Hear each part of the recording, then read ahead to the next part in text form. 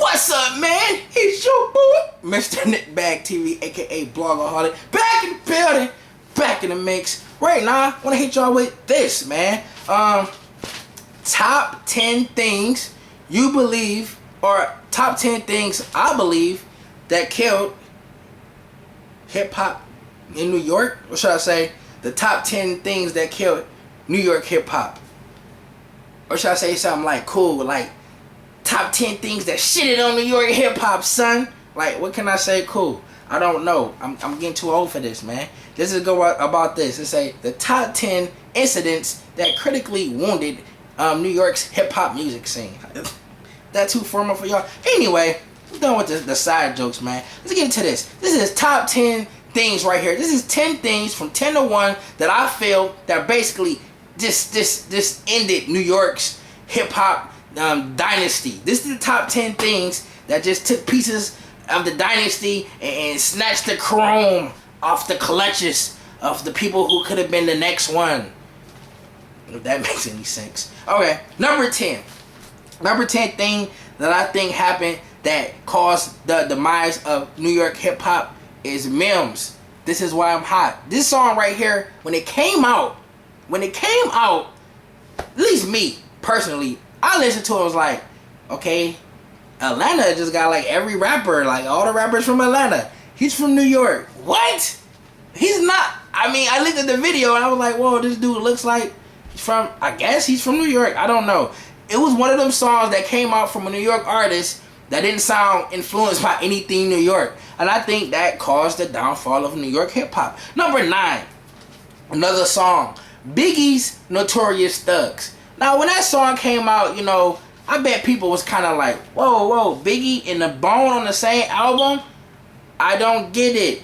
It doesn't make sense. Then I heard the song. That's some of Biggie's. That's probably one of a lot of people's favorite song when it comes to Biggie. Favorite song when it comes to Bone. It's just the favorite song in total when it comes to hip hop. Everybody knows the song. Armed and Dangerous. Ain't too many can hang with us. We no angel dust. Live with us. Notorious. Why can't somebody redo that song?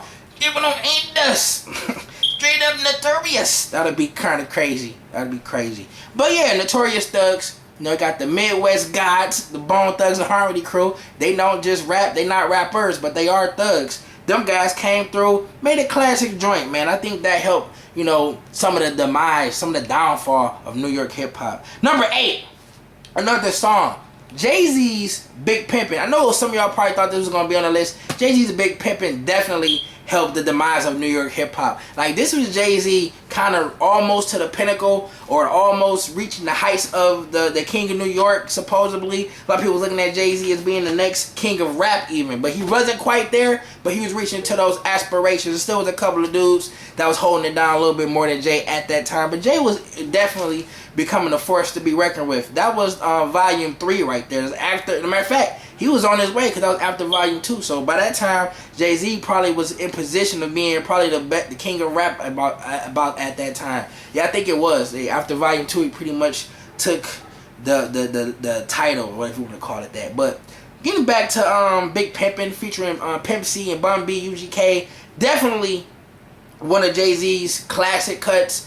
And again, one of his, a lot of people think, probably a lot of people probably feel that's Jay-Z's best song. There's a lot of people's favorite Jay-Z song. And he had 2 Southern artists on there. Southern beat, you know, Timberland from VA, and they put it together, and that's what they came out with, man. Another song that could be, you know, heard all across the world, and you wouldn't know, is it a New York East Coast song or what is it? It was a universal hip-hop song, and that's kind of something that helped the demise of New York rap. That kind of took away from that. Number 7, I'm going to say the Jesus Peace Chain. I hate the Jesus Peace Chain with a passion, for Christ. For Christ's sake. No, I don't like the Jesus Peace Chain. I think Biggie did it. Be done with it. Get your own with it. You know, everybody got to have the Jesus Peace on. That means you made it in hip-hop. You're a rapper now. That's like the first thing you got to get. A New York hat, Jesus Peace Chain, Jay-Z's cock in my mouth. I'm on my way, J. Cole. But let's talk about it, man. The Jesus Peace Chain, to me, needs to be done. Like, bury that chain, man. Bury it. It's too many bad omens with that chain.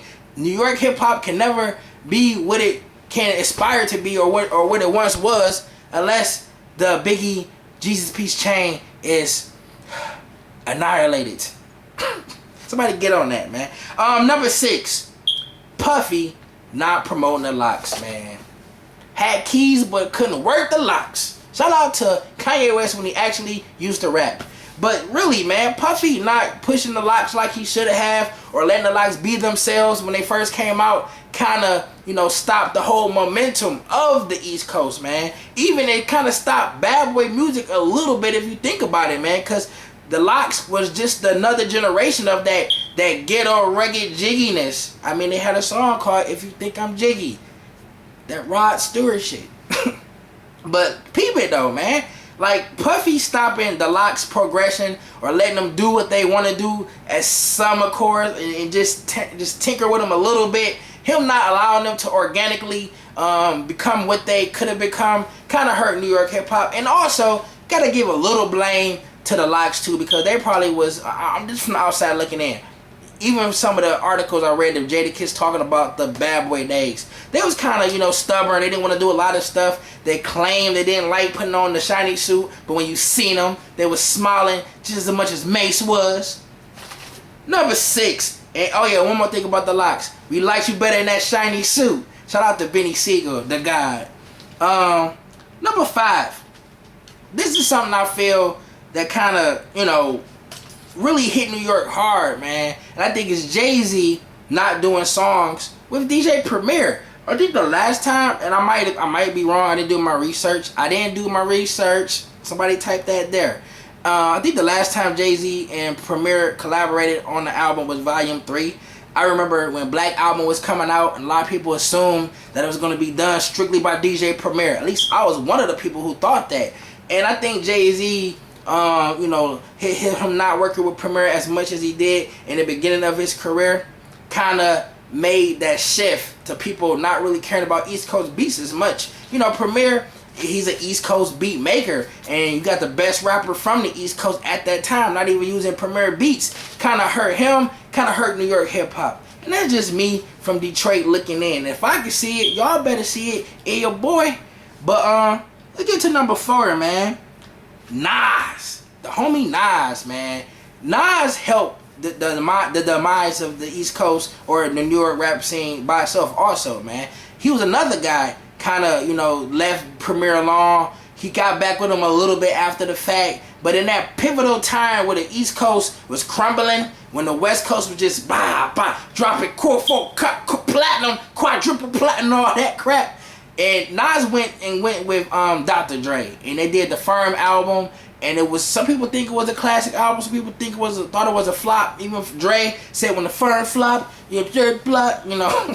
So he even thought the Firm flop. But that's interesting too. Let's go back to that line when Dr. Dre said, in the Firm flop, on that, I think it's Forgot About Dre song. If I'm not mistaken, didn't Jay-Z write that? Jay-Z been dissing Nas for years. He didn't even have to say the Firm flop. A lot of people like the Firm. A lot of people think the Firm album was a classic. But I guess perceptions is a mug. If you ever heard the Firm album, that's Nas, AZ, Foxy Brown, Kermega, and Nature. Yes, check that album out. It's a lot of good songs on there. It's a song on there with Cannabis. He say 90 degrees Celsius, blah blah blah blah blah blah blah felt. He said something I can do it myself. I can walk across the sun barefooted looking for shade. Yeah, he said stuff like that.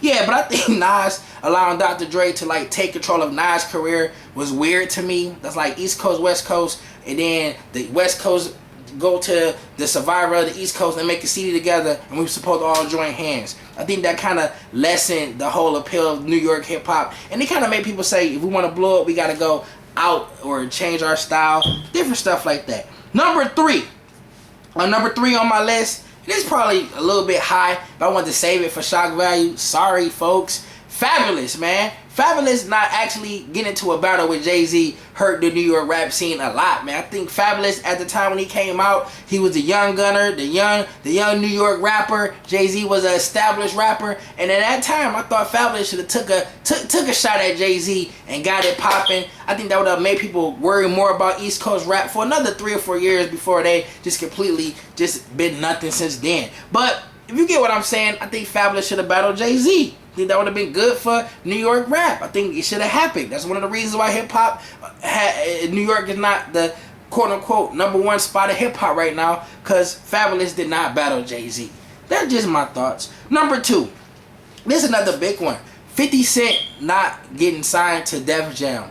I think if Def Jam would have signed 50 Cent probably before he became 50 Cent, after How to Rob, when Columbia dropped him, they would have signed him and took him under and made him a Def Jam artist. That could have brought some strength to the East Coast, to New York hip hop scene. But what happened?